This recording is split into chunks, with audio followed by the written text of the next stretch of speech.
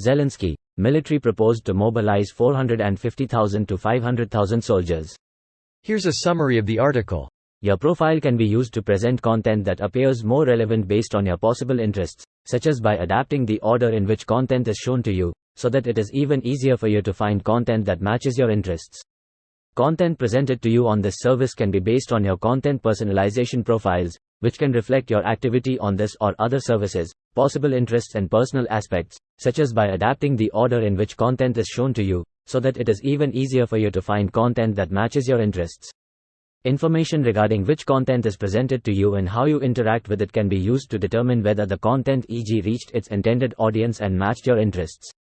Reports can be generated based on the combination of data sets regarding your interactions and those of other users with advertising or content to identify common characteristics. Information about your activity on this service, such as your interaction with ads or content, can be very helpful to improve products and services and to build new products and services based on user interactions, the type of audience, etc. Content presented to you on this service can be based on limited data, such as the website or app you are using, your non-precise location, your device type, or which content you are interacting with. Certain information is used to ensure the technical compatibility of the content or advertising, and to facilitate the transmission of the content or ad to your device. This post received a score of 8,700, with an upvote ratio of 95%. Here are the top comments in response to this article. They definitely need more ammunition then. They need Santa to do a flyby and wipe out every and fortified position. Rudolph, with your nose so bright, won't you guide my sleigh tonight? On Dasher, on Dixon, on AAM RAM, on Blitzum. Anyone else hearing DMX as they read this? Unfortunately, this is needed because Russia has superior numbers. Increasing the troop size wouldn't happen overnight. The pipelines for training involved, according to the MOS. Infantry, drone, logistics, support positions, these are all different.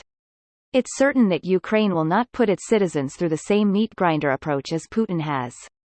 Increasing the abilities of manufacturing defensive drones and other unmanned platforms, artillery rounds, missiles, and bullets. All the hardware that is effective against the Zs would also be an export item. Let's see in a month. U.S. estimate in August was 70,000 Ukrainians killed and 120,000 Russians killed. As a percentage of population, that's higher on the Ukrainian side.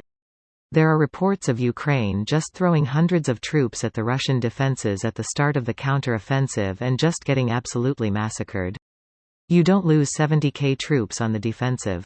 In a modern war against a superior enemy with air support, 70,000 dead is feasible on the defensive. They have to rebuild their country too, so even if they win, they're left with a large portion of the labor force being men and women who were not eligible for conscription. It's an impossible situation. The next steps after the war will involve attracting a labor force and population to help rebuild. It leaves me wondering, where are they going to get more people? I think it's likely a large portion of Ukrainians will leave towards the west into the EU. Especially if they join the EU. They will need large influxes of money to keep people there. I think it unlikely other Europeans will move into Ukraine. Maybe if they join NATO and peace is guaranteed. But even then, if you look at trends of other Eastern European countries, there will be a lot of migration towards the West, at least initially. When peace returns in Ukraine, we will need to take examples from WW2 and try to rebuild as much we can. Greater than I think it unlikely other Europeans will move into Ukraine. I think it depends. I could see Ukraine attracting work-from-home IT professionals with a low cost of living plus still being in the EU if they got in. Kyiv would be one of the lowest cost of living major cities if you wanted to stay in the EU. This video was automatically created by Reddit to speech. The article and comments in this video were selected from Reddit according to their upvotes, and any paraphrasing was performed by smmry.com, without any human intervention.